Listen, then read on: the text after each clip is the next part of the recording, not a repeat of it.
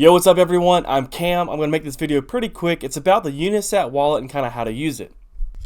So Unisat is the first BRC-20 marketplace that came out.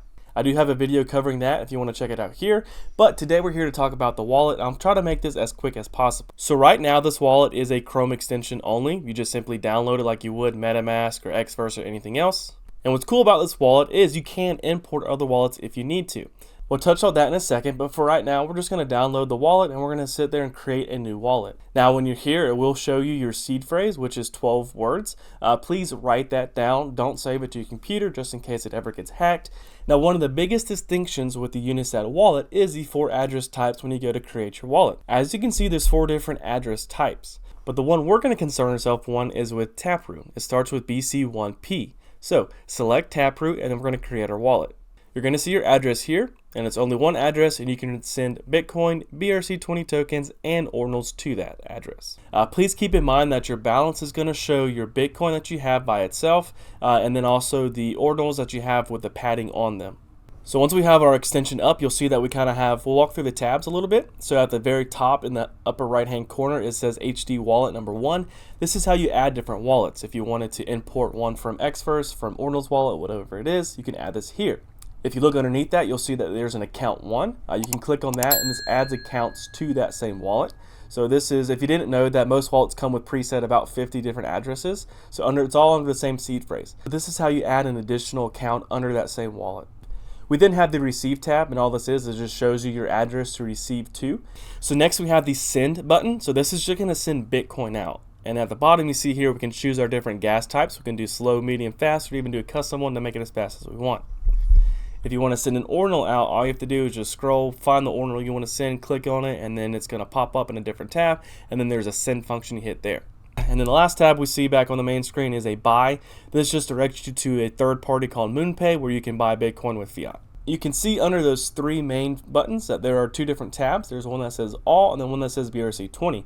The all will show you all your inscriptions in BRC-20 together. And if you click on the BRC-20, it'll show you specifically the BRC-20s that you have. At the very bottom of the wallet, you'll see 4 different areas. The first one is obviously the wallet. The second one is a discovery tab. So once you click on this, it's kind of like the Unisat homepage where it shows you the different images, the text, the GIFs, all the new inscriptions that are in order. You can kind of click on those and learn a little bit more. The next one has the 4 squares together, and it's like an app. It's kind of like the most used ones.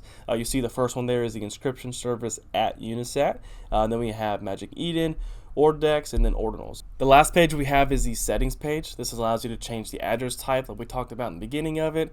You can see what websites you've connected to and disconnect from those. You can also update your password. And the network, you can see if you're on LiveNet or testnet. So some more wallet settings. So if you go back to the main page and you go up in the upper right hand corner where you see the HD wallet number 1 or whatever you named it, you can click on that. And then from there you'll see a different cog for whatever app, for whatever wallet you have there, and that's additional settings that allows you to edit the name of it.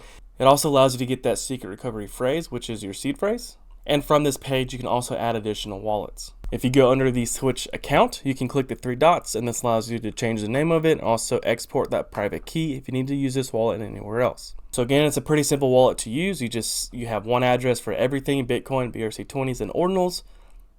Everything's nested very nicely. I like the expanded view, which takes up the whole entire browser, and you can see things really nicely and laid out. And one of my favorite things about the Unisat wallet is because they were the first BRC-20 marketplace to come out, they made the BRC-20 section really easy to use. Now remember, in order to send out BRC-20 tokens, you have to make a transfer inscription, and Unisat makes that really easy. So when you're under your BRC-20 page, you'll see all the different ones that you own, and you'll see that some are transferable and some are available. So if you have none that are transferable, it's really easy. Again, you just click on that BRC-20, it pulls up a different tab, you select transcribe, then you tell it how many you want to transcribe, and then you have to make a transfer inscription. And it's really cheap, maybe $2, $3, $4 at max. Though once that inscription goes through, you're able to send out your BRC-20 tokens or list them on the exchange. So for me, out of all the wallets, again, this is the easiest wallet to use with BRC-20 tokens.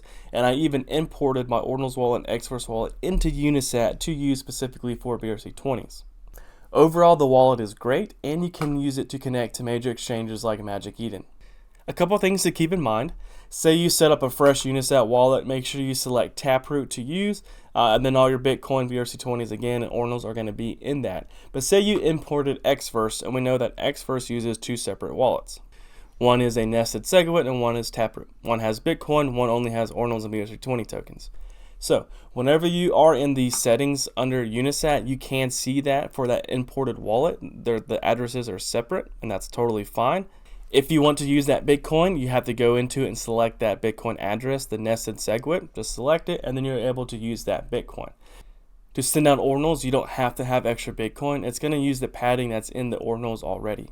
So that's all there is to the Unisat wallet. Again, it's really, really good for BRC-20 tokens, for transferring them, storing them, whatever it is. They were the OGs with that, so it is the top wallet for that, in my opinion. For everything else, Bitcoin and ordinals works just as well.